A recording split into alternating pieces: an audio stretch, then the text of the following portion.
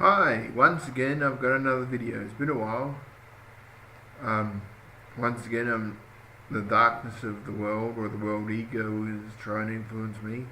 Has got a lot less strength now. I notice the video isn't very becoming. That doesn't matter. Some people more feel intimidated by too pretty or too youthful, or they like feeling like that they're not inferior to you. So I guess that's part of the problem. People are looking up for a guru to save them when they have to save themselves.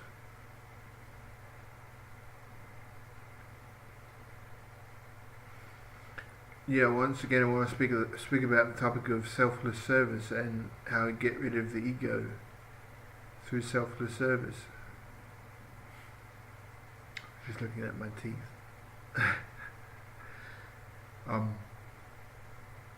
Selfless service to get rid of the ego.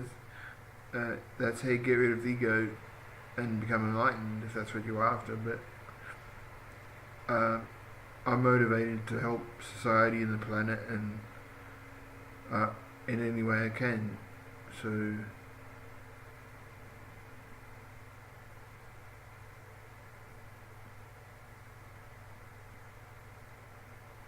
I spend my days meditating on truth, consciousness, bliss, that kind of thing. Siddhananda. I have no plans what I was going to say, and just a vague idea about service. So yeah, don't want to drop names. I was going to say Ajahn Brahm, but maybe many of you haven't heard of him. But he's a Buddhist monk in Western Australia, which I have seen him live in Perth one day, and he encouraged me to quit my job, which I did, which I haven't looked back since doing that. That was like 17 years ago. I haven't worked since for money anyway.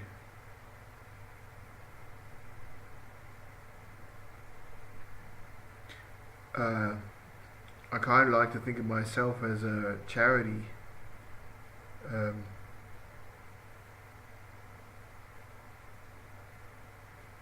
So if you feel inclined, if that's what motivates you to give me money, but I'm hoping to get a windfall soon, so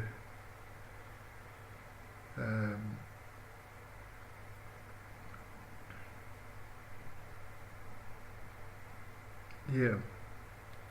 So I won't need to take money. I'll be doing the giving of the money, which I much prefer.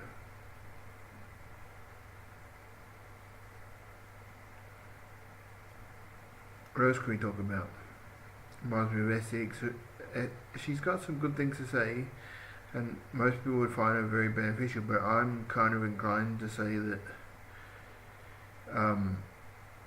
from what I've experienced, that the divine plan of salvation isn't going to work, and only the divine plan of evolution is going to work, which is benefiting society and all mankind with it.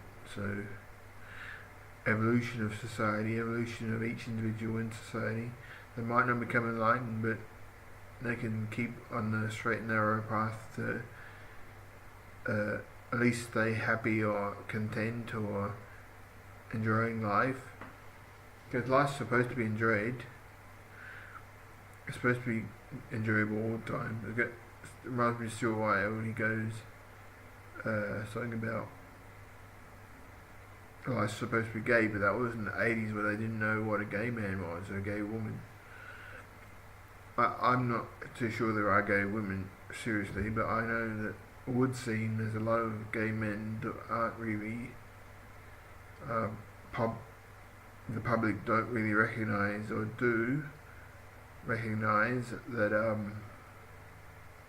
there's a lot of gay men out there, and they're all at least most of them are like sexual deviants and just were looking for a quick piece of meat to get off with. So if that sounds like you better change your ways. uh, Maybe I remind you a bit of Eckhart Tolle, but I just thought of him there. But we're all getting closer and closer as a species, as a humanity, as the race of human beings become closer to one another as spirit descends into matter, and which is happening quite rapidly these days. So there's a lot of miracles happening on Earth. There's all kinds of weird and wonderful things happening.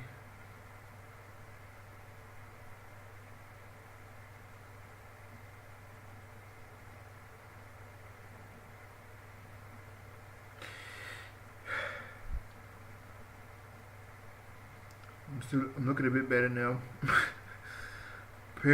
My appearance changes all the time through what I'm doing, where I am, who I'm talking to.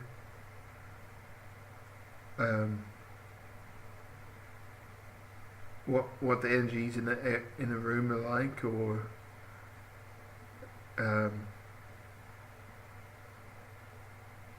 even if I haven't slept in nearly 24 hours at the moment, so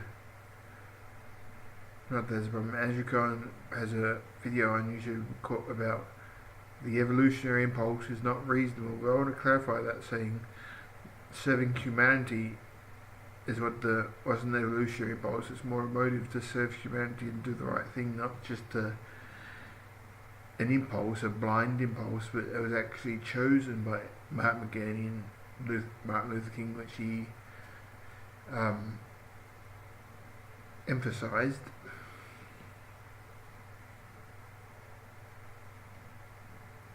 So yeah, and he mentioned scientists like he said if you haven't slept in a week, get some sleep. But if anyone knows anything about how great minds work, how society was invented, it's invented by the people who don't get the sleep and who don't eat. They're radicals. They go to extremes. Reminds me of Pete Evans, Australian chef and TV host. He went on a ketogenic diet or something like that. I think something like that. It was a few years ago now, and he went to extremes, which I can really respect that about him.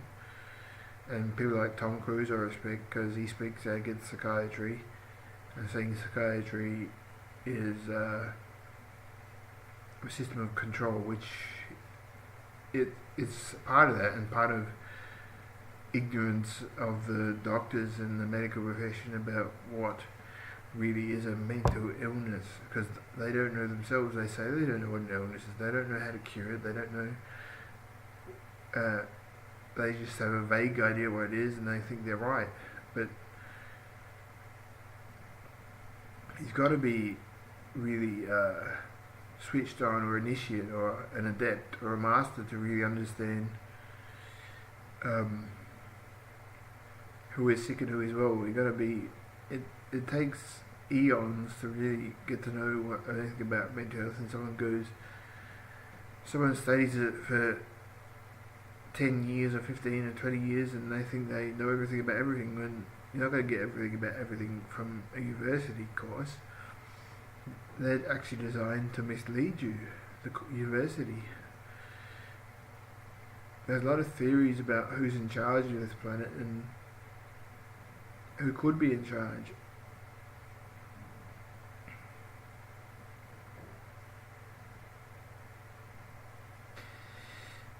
So, there's a block in the world consciousness.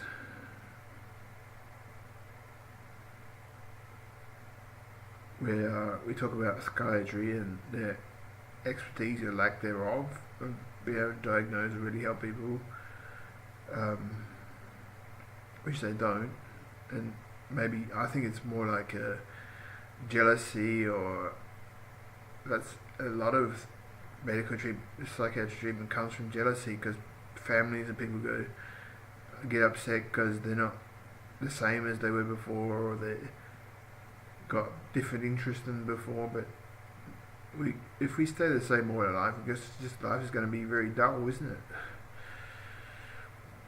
I think it's good to go to extremes, and yeah, if you end up in a cycle, then don't drop off the path just because somebody says you have an illness. Don't, like the Les Brown talks about with his a teacher, Leroy Washington. He says, don't let anyone tell you who or what you are.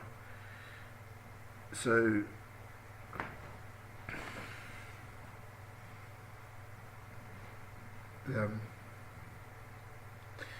so you can be true to yourself and not fall victim to what other people say of you. Like in the movie Love Guru, Jane Bullard said, you can say bad things about me, but I won't say bad things about myself. Well, that's a pretty good saying. Everything, like I wrote on Facebook a couple of days ago about how we need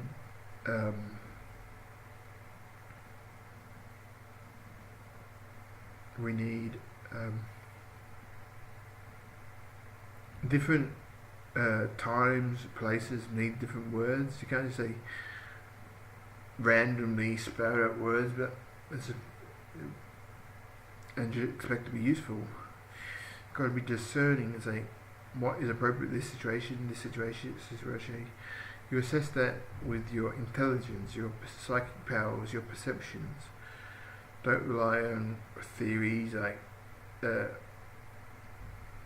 what's it called? Tony Robbins.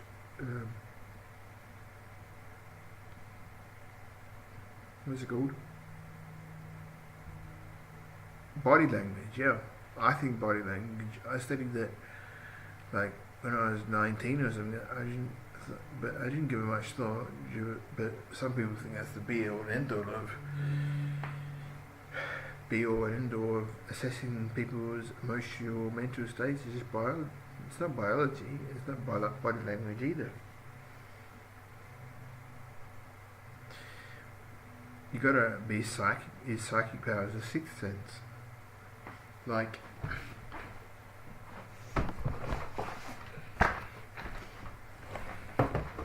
this one, The Sixth Sense by Stuart Wilde. It's not a very good book, but maybe if you're new, you just might pick up a few things. But I didn't find it very useful myself.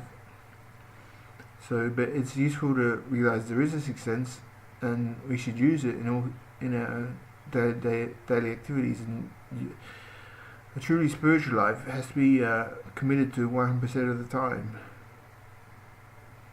You can't just say, "Oh, if I've got nothing better to do," with what Andrew Cohen says.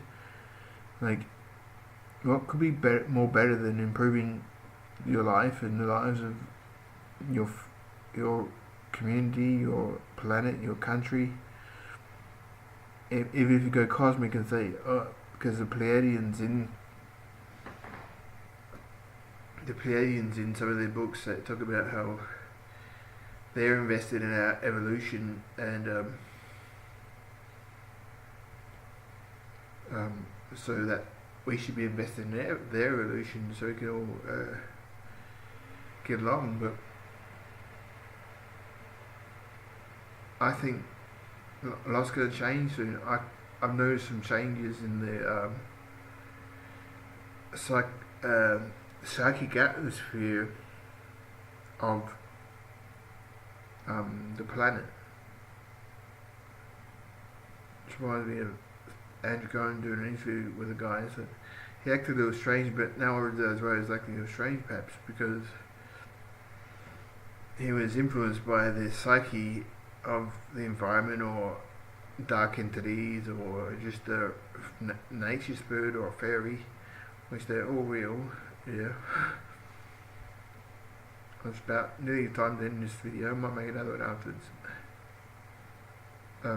14:45.